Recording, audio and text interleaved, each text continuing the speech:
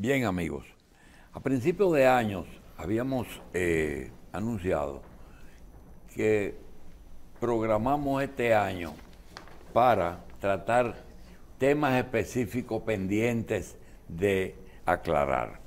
Y varios temas tenían que ver con la historia de la izquierda dominicana. No se puede escribir la historia ni ningún capítulo de la historia dominicana, no importa la organización política, sin contar con un nombre, Rafael Taveras y Rosario, Fafa. ¿Por qué? Porque Fafa Taveras, desde el tiempo que yo recuerdo, desde antes de él meterse en camisa de 11 varas, en los años 58, 59, no ha tenido vacaciones. Siempre ha estado presente en la política dominicana. Por suerte, está vivo, consciente, lúcido y peleando contra algo que nosotros no hemos pedido vencer, que es la edad. Pero le damos la bienvenida a Fafa. No es posible tanto conocimiento nosotros poder aprovechar en todo lo que quisiéramos a Fafa. Este programa tiene hoy, tiene un privilegio. Ha tenido primero, en la primera hora y los viernes, y ahora Fafa, quizás los dos ex dirigentes de izquierda más connotados que hemos tenido en los últimos 60 años. José Israel Cuello y Fafa Taveras. Naturalmente, siempre en la izquierda, pero por diferentes caminos. No tiene sentido tampoco ninguna discusión porque no hay nada que discutir. Fafa, gracias por estar aquí. Gracias a ti por invitarme. ¿Cómo porque estás? Cuando tú me invitas, me hace resurgir el tiempo hermoso de cuando nos conocimos. Estamos hablando de 1957. Julito estudiaba en La Salle y yo en el Presidente Trujillo. Entonces, Estanislao Andújar Sí. me llevó allá donde él, a la Casa Jacín. Acababa él de inscribirse en la norma. ¿Tú llegaste de Salcedo ahí o ya tú habías llegado hace mucho? No, yo llegué de Salcedo al Liceo Argentina, que era un liceo nocturno para el segundo curso, y fui al Presidente Trujillo para el tercero, y después me volví otra vez a Salcedo. Pero el hecho es que es una etapa. Enfrente de la Casa Jacín estaba Lama, que era una tiendecita. Dos tiendecitas. Una tiendecita, igual que la del papá de Julito, Casa Jacín. Una tiendecita, Casa Jacín. Todos así. Sin embargo, hoy cuando yo me paro frente a Lama y veo esa dimensión, no puedo apartarme de la actitud del viejo Lama, que era muy abierto y uno conversaba con él. Y digo, la evolución tiene una consecuencia que no se prevé, porque el salto descomunal que representa a nivel de la economía, ese chinchorro que uno vio ahí, qué cosa más seria. Ahora, Julito cogió un camino médico, pero él cogió la comunicación. Y hemos estado siempre conectados, y a mí por eso me alegra profundamente cuando tú me invitas, porque me obliga a recordar cosas que son agradables. Fafa, nosotros no podemos, y tú lo sabes, preparar programas. Pero yo supongo que no será el último, porque como dije, no se puede escribir la historia sin ti. Realmente hay algunas etapas que tú la tienes, porque a ti no te la contaron, tú estabas ahí. Y eso tiene un precio. Número uno, fuera de la participación de la izquierda durante el proceso de intervención de los Estados Unidos, que ahí no hubo discusión ninguna, ni duda de que cuál era el camino. ¿Por qué la constante ha sido la división? ¿Cuál es? ¿Fue un reflejo de lo que ocurría internacionalmente o teníamos algunos elementos que hicieron que la izquierda dominicana nunca presentó un proyecto conjunto? Yo he pensado también en el tema y creo que no se puede separar de un hecho real. La República Dominicana, que nace en 1844, se enfrenta al hecho de que Pedro Santana, que viene aquí y se hace el primer presidente, fue y cercó a los legisladores que estaban organizando escribir la primera Constitución. Y él lo hizo para imponerle el artículo 210. Y el artículo 210 lo que hacía era privilegiar el problema de la autoridad por encima de la ley o de cualquier otra cosa. Y eso marcó para siempre el desarrollo político dominicano, el privilegio de la autoridad sobre las normas o sobre las reglas. Todos los gobiernos que pasaron, incluso los de los progresistas, no pudieron impedir ese rumbo. Payá y los otros, era muy breve. Y eso alcanzó con Trujillo el nivel más alto de la concentración porque lo hizo a nivel personal. No solo el planteo, sino que Trujillo terminó controlando toda la economía, la política y, como él pensaba, hasta las mujeres. Bien. Eso hace que la política desarrollara en el país una idea de que es un privilegio ser político, de que es lo más rentable, porque el político que no aprovecha su cargo es un pendejo, como te lo dicen a ti. Sin embargo, tú no puedes acusar ningún movimiento de izquierda, ni ningún izquierdista de haber cometido actos contra... nadie puede estar involucrado en un acto indebido. Pero no lo hizo y pudieron haberse metido. Pero el hecho es que yo te remito a esa explicación que doy por un hecho de que esa idea de la política es un privilegio, es proyectada la imagen práctica de la autoridad, de la significación, de la trascendencia de lo que ejerce en la política, se proyectó en el alma dominicana en forma tal que muerto Trujillo nadie tocó esa esencia de la política. La política como un privilegio, como una autoridad, como una supremacía, como una gran ventaja. Ok, muerto Trujillo. 4 eventos que yo quiero que tú lo califiques. No hablemos del movimiento Maimón, Estero Hondo y Constanza, porque ese fue muy claro, fue contra Trujillo. Pero vamos a hablar Manolo y el 14, Camaño, Los Palmeros y estos 3 eventos. ¿Qué pasó que se llevaron a cabo a sabiendas previamente de que eso no iba a tener ningún buen resultado? Creo que tu juicio no es correcto. Perfecto. Había una convicción de confianza en lo que se sacrificaban, creyendo que ese era el camino. Y el secuestro de Crowley, son 4, ya. ¿Quién? Y el secuestro de Donald Crowley. Bien. El agregado militar de los Estados Unidos. Pero el hecho concreto, yo te remitía a que permaneció en la visión de la colectividad la idea del papel de la política y no se ha cuestionado. La política es un servicio y aquí nunca ha predominado la idea del servicio en la política, ha sido un negocio y una tribuna.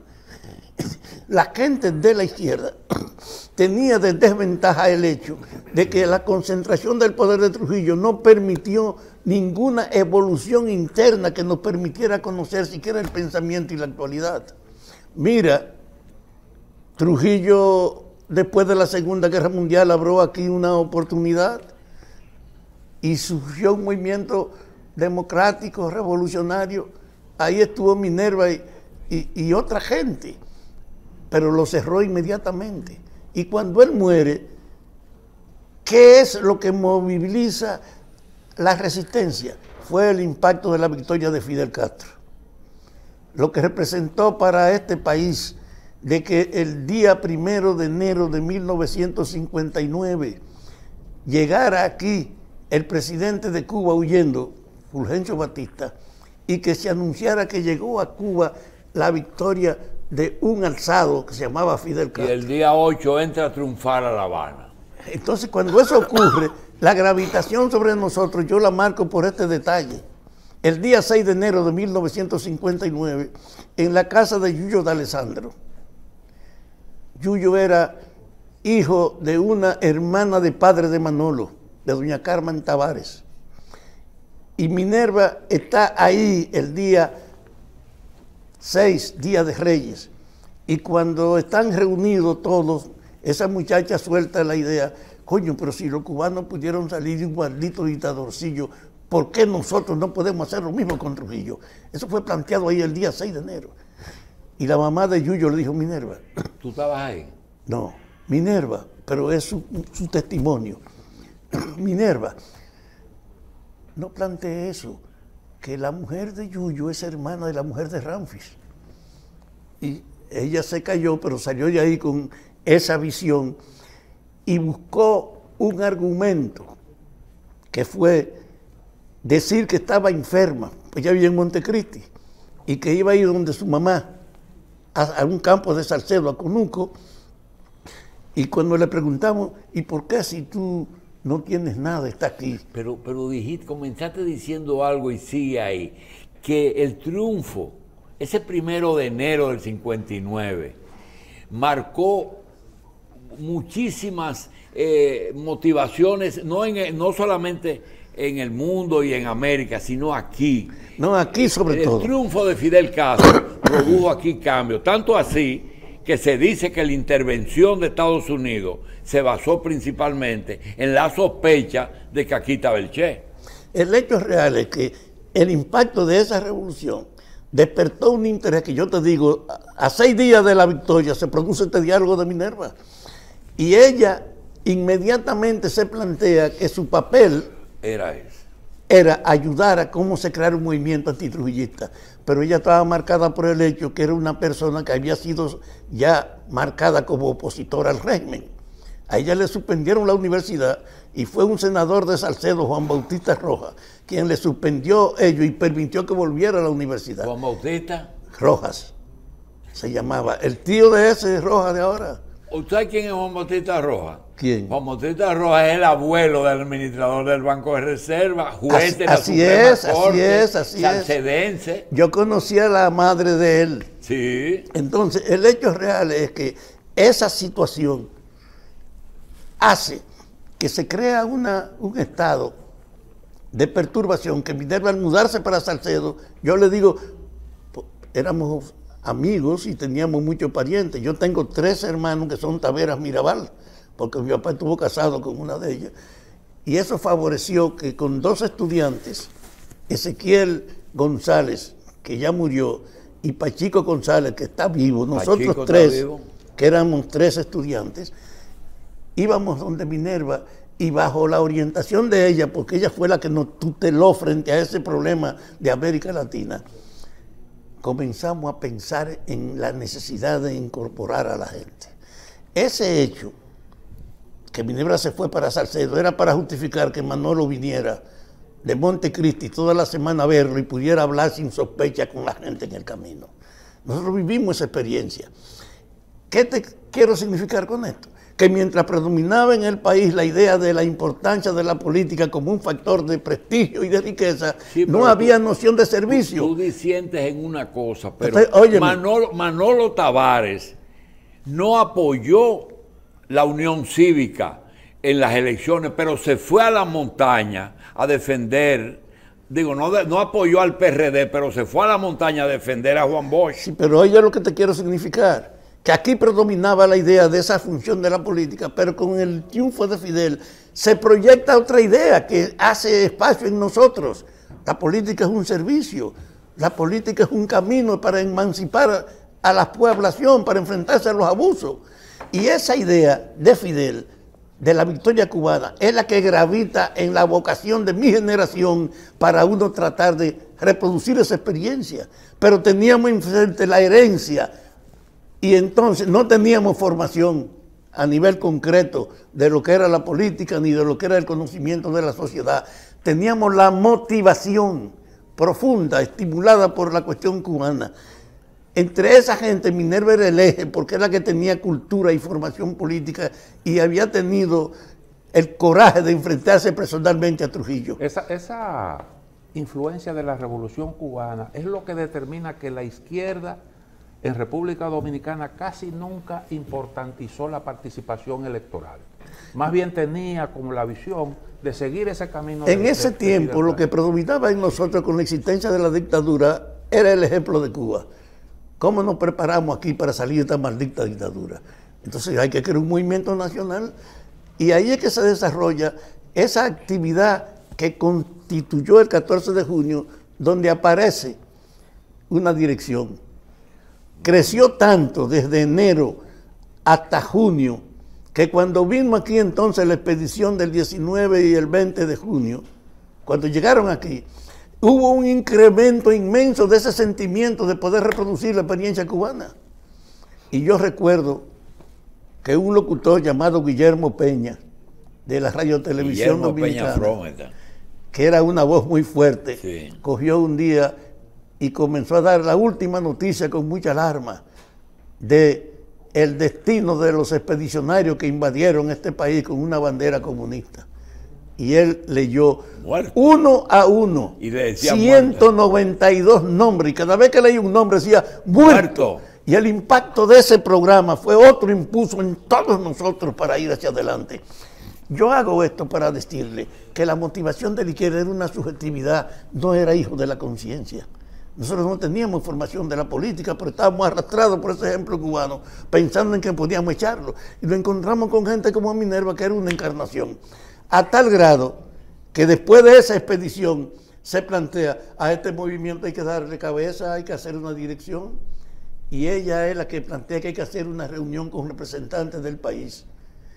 Y así es que se produce en Mao, en enero de 1960, un encuentro para ver si se daba coherencia y dirección al movimiento clandestino. Y es Minerva la que plantea ahí en ese encuentro, hay que llamarlo 14 de junio al movimiento, como un reconocimiento de lo que vinieron aquí. Y además, asumir el programa mínimo que trajeron, porque nosotros tenemos que hacer la continuidad. Bien. Y ese ambiente, entonces, marcó realmente toda la perspectiva de la izquierda. Fafa, un nieto me dice, ¿y quién era Trujillo? Y yo le digo a ese nieto, te voy a decir ahora una cosa. Rafael Taveras, Fafa, nos va a decir, no quién era Trujillo, nos va a decir algo que nosotros sabemos, pero yo quiero de boca de Fafa. Diferencien el movimiento clandestino 14 de junio y el 14 de junio invasión.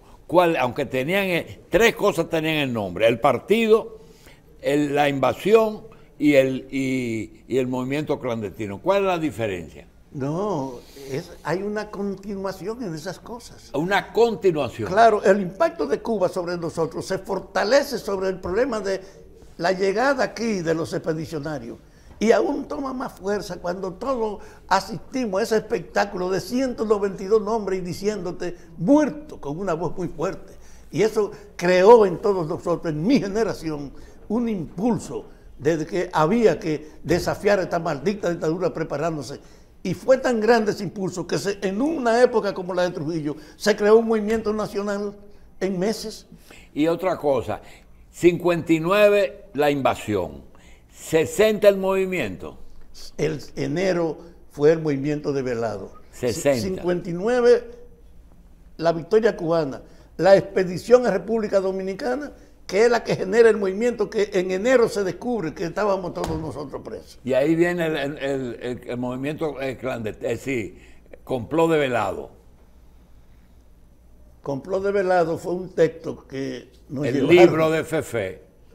Pero fue con un equipo del que yo era parte. Sí. Y lo que ahí dice acerca de la participación de la acción clero-cultural, me tocó a mí participar en esa elaboración porque yo fui uno de los promotores del trabajo de vacaciones del primer curso de Derecho que yo estaba.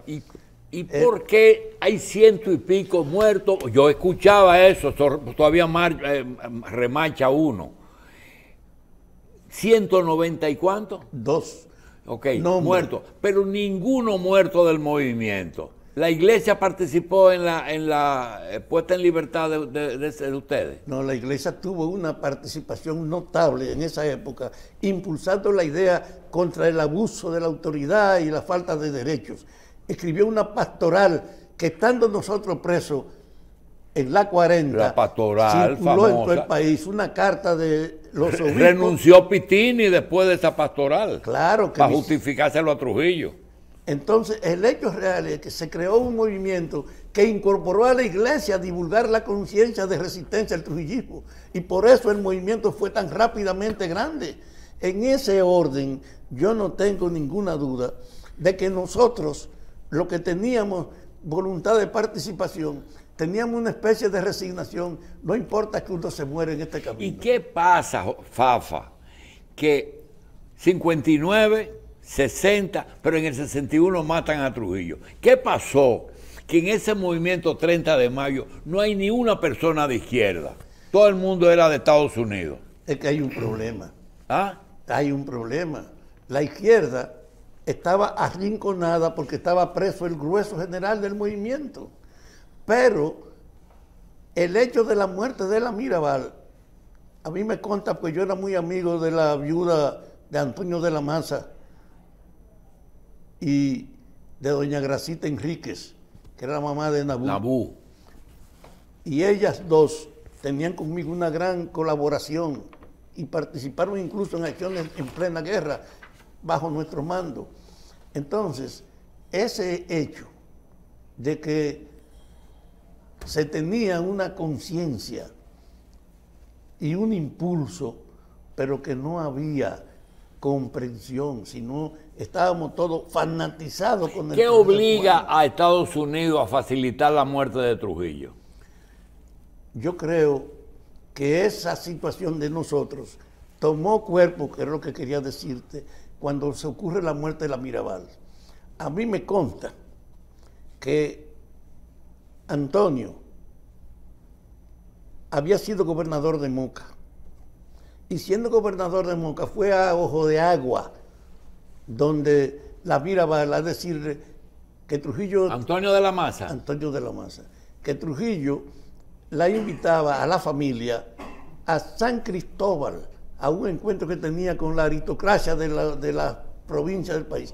Salcedo era parte de Moca, no era una provincia todavía. Era una común de Moca. Una común de Moca. Y así llegan a San Cristóbal,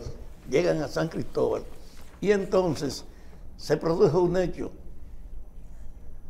Un diplomático dominicano, Moya Alonso, era amigo, tenía relaciones cordiales con la Mirabal, fue a la mesa y sacó a Minerva para bailar. Dio 2 vueltas y fue: jefe, le entrego esta estrella de la provincia.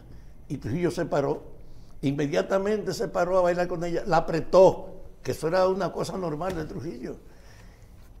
Y Minerva me dijo que cuando ella sintió que Trujillo la apretó, ella le hizo resistencia. Entonces, no es verdad lo del baile aquel, ¿verdad? ¿Cómo? Lo del baile. Sí, lo del baile, allá en San ¿No Cristóbal. fue un saludo?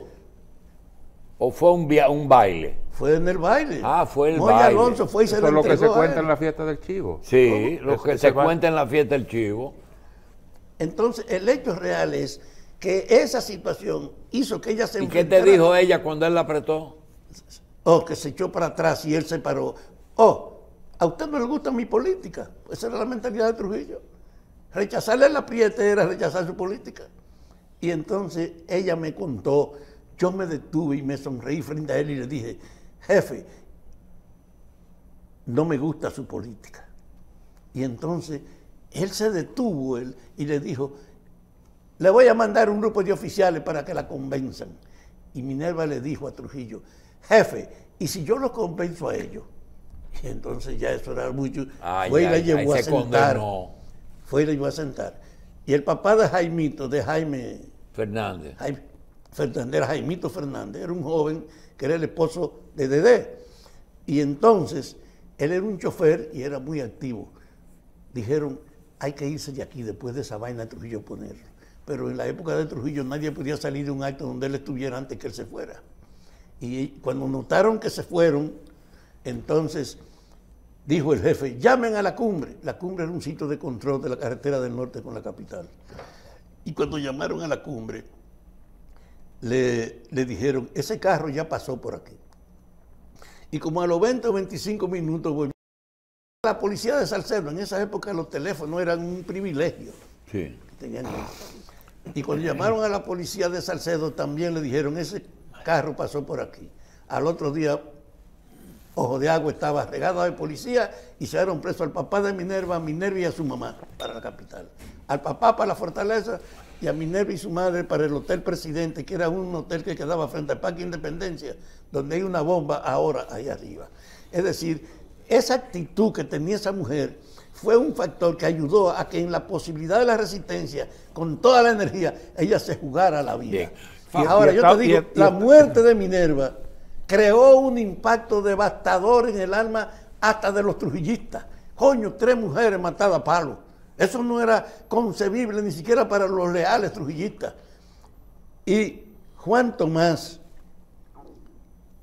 dice en una reunión de los conspiradores, oye, hay que acelerar este trabajo porque esto no se puede permitir que hasta las mujeres estén pagando su vida. Y fue un factor que unificó la oposición y que la estimuló a acelerarse. Porque el impacto de la muerte de Minerva y de las otras hermanas fue una vaina aterradora en el país. ¿Y eso influyó en la posición de Estados Unidos? No. Estados Unidos decidió, cuando se produce el movimiento de conspiración, aquí había un negocio, Wimpy. Sí, en la Bolívar, al lado del apostolado. Al lado de la policía Wimpy. Y del apostolado. Wimpy,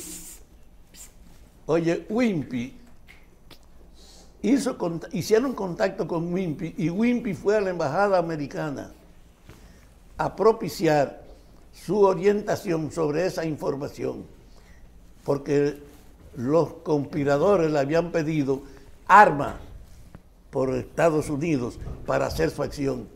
Y ellos mandaron, creo que unas unidades metralladoras, una Thompson,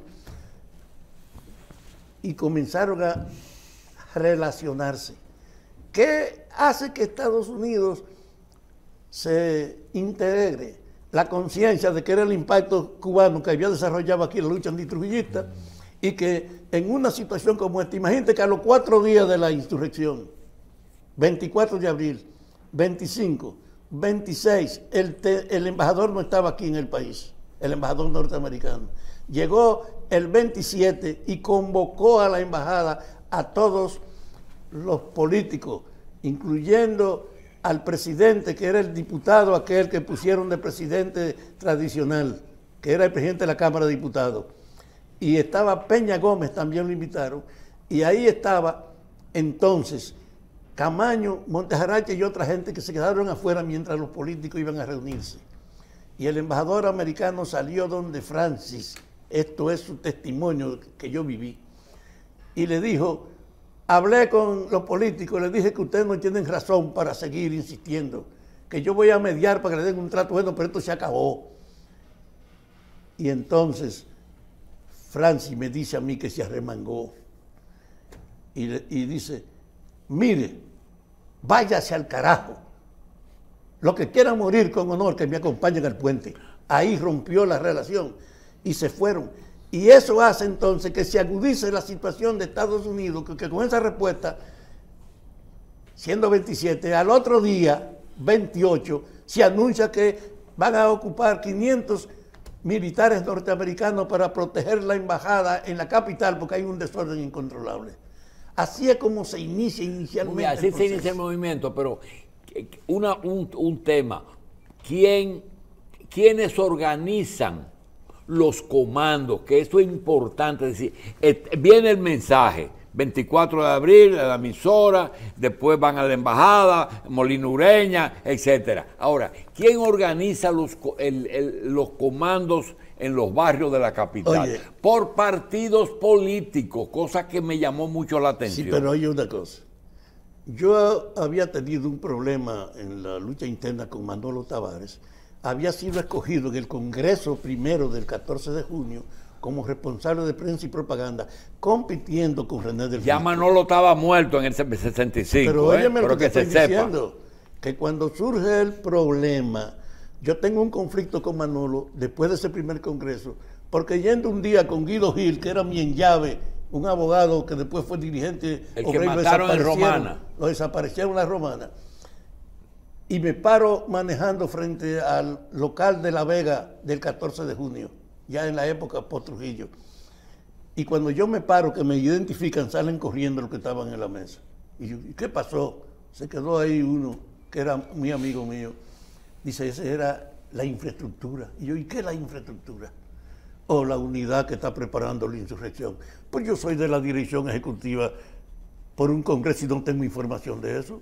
Yo me riego y llego al día siguiente, voy donde Manolo. Manolo, yo no puedo aceptar que siendo miembro de la dirección, aquí haya una unidad preparando una cuestión como la insurrección de este país sin que la dirección participe. Sí, pero ese comando de la José Gabriel García, Pero permíteme, cerca del parque, que tú y Fidelio estaban ahí. Yo ¿por te qué? voy a decir, el problema es que esa situación hace que yo planteé una reunión de emergencia del 14 de junio y perdí la reunión 7-6, éramos 13. Y yo le dije, Manolo, no te voy a hacer oposición ni te voy a denunciar, pero yo me voy del país. Septiembre de 1963. Y entonces, conmigo se fue Jimmy Durán, que era de la dirección, Norge Botello, que después también murió, y Hugo Toyos, que era un músico. Yo me acuerdo del músico famoso, esposa Quellita, claro, la hermana de Mirna. Quellita. Y entonces decidimos que nos íbamos para la Unión Soviética vía Cuba. Y mandaron 4 estudiantes más. Cuando estando en México, llegó la información de que tumbaron al gobierno. Estando en México, tumbaron al gobierno. Y entonces yo dije, yo no sigo, porque creo que ahora con este golpe hay que prepararse de verdad para la cuestión militar. Vamos para Cuba. Fuimos a Cuba y allá pedimos que nos entrenaran. Yo tuve 12 meses en el ejército cubano, preparándome, organizando, y tengo una deuda impagable, porque yo creo que mi experiencia de Cuba fue que me ayudó a poder manejarme aquí. Estaba aquí en el país en diciembre del 64, después del golpe, y como yo estaba ejerciendo mi función de responsable por el Congreso... ¿Y tú eres el jefe militar del 14? Fui el jefe militar por la formación que tenía, pero en la contradicción interna habían 2 grupos, los guerrilleros y los que le criticábamos la preparación. Ya había muerto Manolo, estaba Fidelio, Juan Miguel, toda una organización. ¿Y qué tiempo te tomaste en entrenarte? ¿14 meses? Yo tuve 14 meses en el ejército cubano, participando por una idea. Nosotros no entrenamos para la guerra en una academia, tiene que ser en el campo de batalla. Ay, Dios. Participando con ellos, con el ejército cubano, en la lucha anticatrista. Entonces, ese fenómeno de que nosotros estábamos por ese camino, hace que el 25, al otro día del anuncio de la insurrección, la dirección del 14 de junio se reúne. Y lo primero era, ahora estamos frente a una guerra, hay que poner un grupo militar. Y nosotros no nos entendíamos porque éramos 2 grupos. Y yo les dije, la única solución con 2 grupos es que hagamos una dirección colectiva. 2 personas que se lleven bien y que representen uno y otro. Y entonces les dije, y eso nada más se puede dar con Juan Miguel y conmigo, que somos amigos. Y efectivamente se acabó la discusión y nos pusieron a Juan Miguel y a mí de responsables militares. Y eso hace que el 14 falla. Como yo tenía formación, mira lo que hicieron todos los partidos. Se reunió su dirección, el PSP, que estaba en esa época funcionando, se reunió en San Antón. El MPD se metió en la escuela argentina, la dirección. Y cuando yo llego, que buscamos una calle, en la calle José Gabriel García, esquina Beler, un local para establecer... Ahí era que estaba el comando. Establezco una idea que fue una superación de todo. No podemos concentrarnos, sino dispersarnos. En donde quiera que haya una organización hay que meter gente del partido. Fue una diferencia que permitió que el 14 fuera que surgiera como la representación de autoridad militar, porque estábamos distribuidos. Los otros partidos estaban reducidos en centro, el MPD y el PSD, y los PRDistas estaban dispersos. Pero en el fondo, eso hizo que nosotros tuviéramos una jerarquía militar sin ninguna discusión, a tal grado que la toma de la fortaleza fue dirigida por Lora Fernández y por mí, que llegué con 50 muchachos. ¿Y quién entrenaba en el Parque Ramfi? ¿Cómo? ¿Quién entrenaba militarmente en el parque? ¿Era tú? Nosotros hicimos una escuela como parte de la formación. Por eso, en el Parque Eugenio María de Hostos. Es que mi formación tenía una comprensión de los problemas que los compañeros, motivados por el ejemplo cubano, no sabían. Nosotros abrimos una escuela de entrenamiento militar en el Parque Ramfi, así como distribuimos a todo el mundo y aseguramos un nivel de comunicación que nos permitió estar en todos los ámbitos. Y eso es la plataforma que permitió que yo pudiera surgir como un dirigente en la guerra del 14 Fafa, mira, a pesar de que Santiago Mojete está cautivado con tu narrativa y nos ha dado espacio del el que él tenía, nosotros quisiéramos que nos quedemos aquí. Y un tema muy importante, porque tú has estado actualizado, que Santiago, dentro de tu presentación, nos dé su opinión de algo. Y es, porque Fafa, vamos a decir, lo obligamos a venir más a menudo aquí, porque él acaba de decir cosas que no están escritas todavía. Fafa, aquí hay una ley de reordenamiento territorial. Y se ha buscado muchas terminologías para decir una de las cosas. Nosotros queremos que Santiago nos diga qué es eso y qué él ve que va a traer problemas de ese reordenamiento. Yo sé que tú lo que quieres oír a Fafa, pero hoy es viernes y queremos oír la respuesta. Y yo viví parte de lo que Fafa dice. ¿Tú eres más viejo que él? No creo. Fafa me lleva como 5 años. Sigue. Yo tengo 84 años recién cumplidos. Sí, y tú ya en la guerra era un hombre ya veinteañero y yo tenía 17. Tenía 60. Yo cumplí 18 años en la él guerra. tenía 27 nomás. Y Peña Gómez tenía 28. Eran jóvenes todos. El ordenamiento territorial. Bueno, ¿qué problema tiene? Lo primero que quiero decir que hay que felicitar al gobierno por lograr sacar esa ley. Porque ese es un problema que el país tiene hace muchos años. Y tú pasas por La Vega y te alarmas de que se están urbanizando tierras que son agrícolas, o pasa por Moca. Entonces el ordenamiento... Arriba de Tierra Negra están haciendo edificios. No, casas, pero masivamente. Entonces el ordenamiento territorial es un ordenamiento del territorio para su uso, para darle el uso adecuado. Tierras agrícolas, tierras de urbanización, tierras de bosque, tierras para turismo. O sea, eso es lo que viene a ser el ordenamiento territorial y debe hacerse por municipios. Y la verdad es que la ley establece que los alcaldes son los encargados de eso, pero los alcaldes son los principales propiciadores del desorden con el territorio. Su ejercicio de negocio, no de autoridad. Inclusive son los grandes estimuladores de las invasiones y de que la gente ocupe inadecuadamente el territorio. Entonces, la ley establece que son los alcaldes.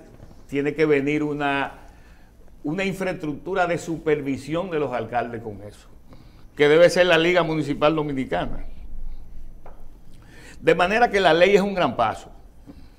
Ahora, yo pienso que en su implementación va a haber muchas dificultades. Por ejemplo, ve a Bávaro. Es increíble cómo los haitianos tienen arrabalizado algunas zonas. Friusa, el famoso hoyo de Friusa. O sea, pero ellos son la mano de obra. Sin que nadie... Bueno, está bien, son la mano de obra, pero podrían organizarse mejor. Yo dormí hace un año en un hotelito ahí en Friusa y me sorprendí cuando en la mañana, entre 6 y 7, la horda de haitianos, tú ves cómo se ven los puentes. Sí, pero te la voy a poner fácil. 25.000 personas de nacionalidad haitiana viven en Friusa, en un solo gueto. Sí. Segundo, ayer llamó un médico muy conocido en Higüey y dijo que el hospital del Estado en Higüey es exclusivamente para los haitianos. Es decir, que ya eso no es que un 20%, no, eso es así. Pero el ordenamiento territorial tiene que ver con eso. Bueno, ¿De quién vive en el sitio? En cierta medida sí. Más de ahí, en el caso de los haitianos son una población ilegal en nuestro país, que no se somete a la ley. O sea, el haitiano arrabaliza, hace lo que le da la gana con el territorio. Tú no sabes que si no fuera por eso aquí no hubiera mano de obra. Bueno, sí la hubiera, porque es un problema de regulación. Pero ¿por qué cuando se habla de la ley de ordenamiento territorial tú recuerdas Friusa? Porque así como existe Friusa, también hay otros lugares ocupados por dominicanos que están... No, pero no hay que irse a Friusa. La provincia de Santo Domingo es un gran desorden. Exactamente. Es un gran desorden. Y tú eres de San Pedro de Macorís igual que yo. Para que veamos el problema de los ¿Tú alcaldes. eres de San Pedro? Sí. Ah, no sabía. Ahora que me estoy Lo que pasa es que yo siempre vivía aquí en la capital, iba en las vacaciones. Pero el doctor es hijo adoptivo de San Pedro de Macorís. Sí. En esa época él estaba en la Mata Salván, en el cercado con Aníbal de Peña. Sí, pero yo quiero... Déjame yo quiero concluir un lo de asunto. Mira, el tema es más complejo que ese. Por ejemplo, en ordenamiento territorial, Fafa Tavera, el hermano de Marcho Mejía Ricard, Tirso Mejía Ricard y Peña Gómez, se inventaron, porque él estaba ya en el PRD, Sí. la división del Gran Santo Domingo. Tú sabes, con el único fin de buscarle trabajo a todo PRD. No deje fuera a Tonti Rutinel.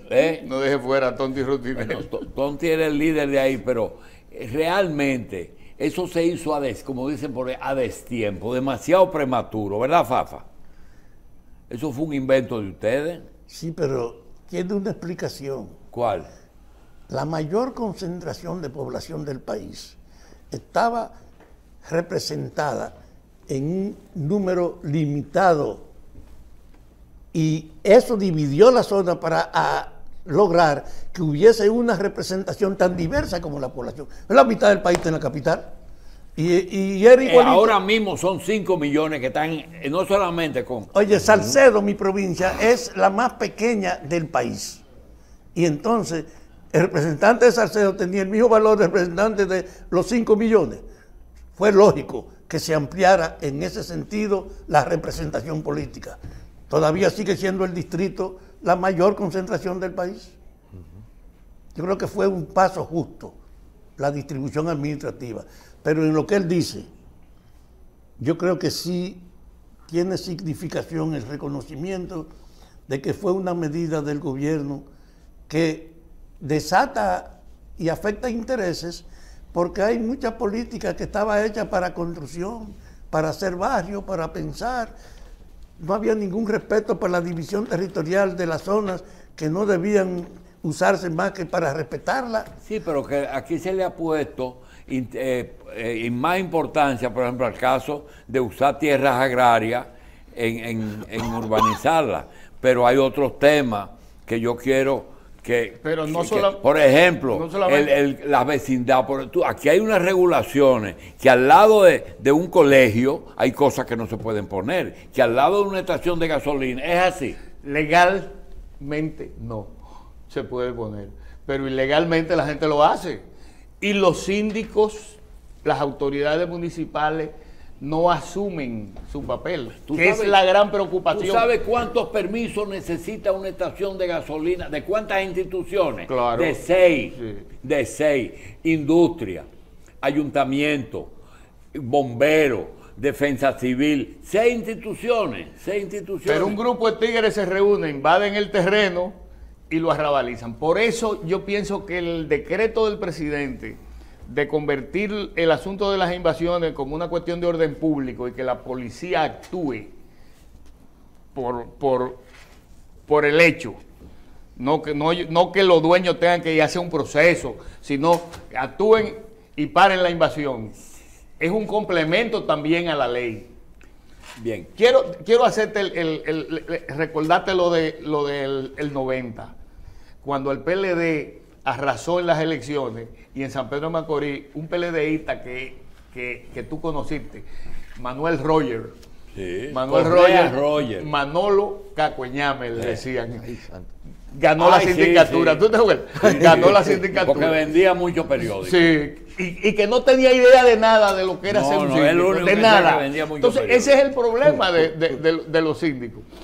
Y los síndicos son estimuladores de todos los vicios con el territorio. Mira, y ahora van a ser los responsables yo del ordenamiento. Yo creo que yo he hecho un arroz con mango, pero había que también cerrar esto. Primero, hay un tema que yo te quiero plantear, pero no para hoy. Puede ser mañana, puede ser lunes, que es un tema de obras públicas, muy serio, más serio de lo que el mismo ministro lo sabe. Y la segunda es, yo quiero cerrar el programa con Fafa delante de ti y pedirle, Fafa, independientemente de las luchas antitrujillistas, de las luchas reivindicativas, de los movimientos que han servido tanto en la universidad como en los movimientos populares, diferentes organizaciones, en algún momento la izquierda dominicana, y eso lo quería saber Carlos, ¿tenían algún programa de gobierno para este país? Yo concreto. No lo conocí. Habían referencias de temas que debían integrarse, pero no hay una propuesta que te diga una referencia. Y parte de esa precariedad de la izquierda tiene que ver con el origen que yo he marcado aquí, que fue bajo el impacto de la Revolución Cubana, sin nosotros tener ni un movimiento obrero grande ni organizado, en nombre de lo que queríamos encauzar la revolución, sin tener ningún tipo de visión de la política del desarrollo, fuimos motivados por el impacto de ese ejemplo cubano. Y esa realidad hace que la izquierda careciera siempre de problemas concretos. Solo frente al golpe de Estado, fue que la izquierda actuó en un sentido unitario. Y en la guerra... ¿Del golpe o la guerra? ¿Cómo? De la guerra, no del golpe. No, después del golpe había más o menos una situación que se fortaleció en la guerra. Pero Jiménez Grullón firmó el golpe. Pero eso no era de izquierda. Eso fue por una enemistad con Juan Bosch. No es así, lo que no importa. Lo que yo te quiero decir es que la izquierda no tuvo ni una propuesta.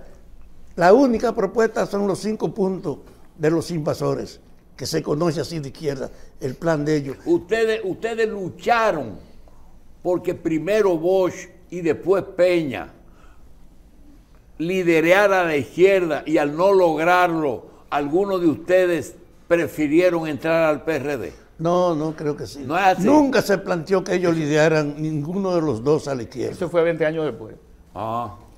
Entonces yo te digo, la izquierda se deteriora por esa carencia de comprensión de lo real y proponer soluciones. Mira cómo nos hemos atomizado, sin embargo han quedado alguna fuerza, alguna influencia izquierdista, como es la corrupción, ha sido un arma permanentemente alimentada desde la izquierda, porque en el poder la corrupción es un componente de él que no es ningún delito. ¿Y en qué momento Rafael Tavera dice, me voy a integrar al sistema, y decide entrar al PRD? O por un problema. El PRD llega al poder en el 78. Nosotros, como una fuerza organizada, no participamos en esas elecciones, éramos un grupo clandestino, pero cuando se va el presidente Antonio Guzmán y viene Jorge Blanco, la izquierda se integró con candidatos. Yo fui candidato de izquierda a la presidencia en el 82. Y en ese proceso se deteriora el PRD, un conflicto con Magluta y con Jorge Blanco. Y en el 86 regresa la posibilidad de que Balaguer se instaure. Y Bosch, que estaba como una referencia, constituye en forma tal que nosotros en el 86 apoyamos a Bosch en vista de que él encarnaba Entonces, una posición. ¿el regreso de Balaguer en el 86 influyó? Claro que sí. Ya. A facilitarnos la unidad entre los PLDistas y nosotros. Pero ese proceso del 86 al 90 tuvo una culminación que volvió a atomizarnos. Porque yo estaba equivocado. Yo pensaba que a ustedes no lograr que Peña fuera su líder, prefirieron entonces irse al PRD. No, oye cómo se da el proceso. En el 86-90 se da ese proceso con una tendencia a la división del propio PRD. Magluta y Peña Gómez se dividen, se crean hasta movimientos. Y en ese orden yo reúno en una casa de la jefa de Aria Motor, que es un negocio que está ahí por todavía, que era mi amiga, doña Milagros, a Bosch y a Peña Gómez. Reúno acompañado de 2 o 3 dirigentes más, Guayubín, Cocuyo, 2 o 3, pero fue mi iniciativa reunir a Peña Gómez y a Bosch para yo plantearle a Bosch que aceptara que Peña Gómez los respaldara. ¿Y en qué año fue eso? En el 90. ¿Y en el 90 se reunieron? Sí, fui yo que promoví la reunión. Y entonces, ahí Bosch le dice a Peña, oye, está muy bien la intención, pero yo te voy a decir una cosa. Dedícate tú a recuperar tu partido que está en bancarrota. Dejemos eso así. Bosch rechazó el apoyo de Peña Gómez en el 90. Y cuando eso ocurre, fortalece entonces el vínculo de Peña Gómez con nosotros. Éramos amigos y eso hizo que trabajáramos en forma tal que en esa campaña del 90 nosotros pusimos un candidato de San Pedro de Macorís, que era dirigente obrero. Lo pusimos de candidato y fue diputado. Bien. Vamos a dar las gracias a Fafa, decirle que venga todos los días. Para despedirnos, vamos a dar las gracias también a Chago, a Santiago Moquete, y hacerle, por si acaso lo necesita, te vamos a obsequiar un Vigo Sex. A Fafa y yo estamos ya medio retirados, pero a ti quiero que lleves eso. Nos vemos.